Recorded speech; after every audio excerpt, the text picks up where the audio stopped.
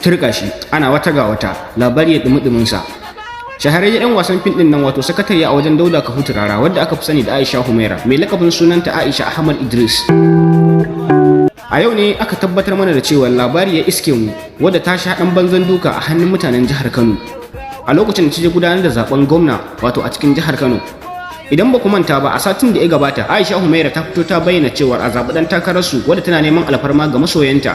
Dan takarar da take so a zaɓa shi ne Gawunan Garu wanda ya fito a neman gwamna a cikin jihar Kano wato a jam'iyyar APC.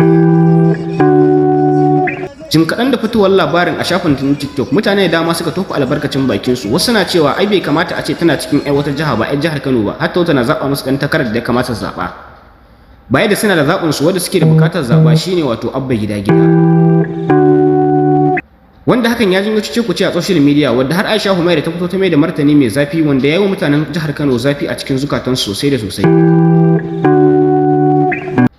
Baya da wallafar labaran nata ko kuma na ce baya da wallafar martani da ta maida mutane da dama sun kullace ta arai wadda a yau suka kaddamar mata a lokacin da take yin zaben dan takararsu wato Gawunan Garu a lokacin da ake gudanar da zaɓe a cikin jihar Kano.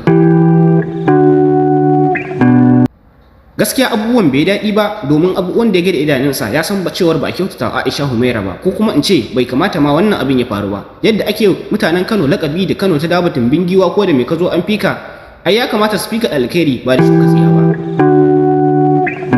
Bisa dalilin Aisha Humaira ita ma yar ƙasa ce tana da damar da za ta yi zaɓe a zaɓe ta kuma tana da damar da za ta tallata ruwan ɗan takara take da ganin ya kamata ta tallata shi. Amma kash ba a nan gizo yake yin sakar ba. A duk lokacin da aka tallata ɗan takara ya kamata ka yi tunani shin ɗan takarar nan yana da wani duk kwaliti da ake da buƙatar shugaba ya kasance yana da su? Idan ya rusa wani kwaliti ko kuma inda zaka tallata shin kana tabbacin cewa masoyansa suna da yawa a wajen? Domin idan mutum bai da masoya a waje kana haƙura da tallata shi domin cewar abin da zaka tallata ɗin nan ba ma lalle saƙon da kake so isar ya isa ba.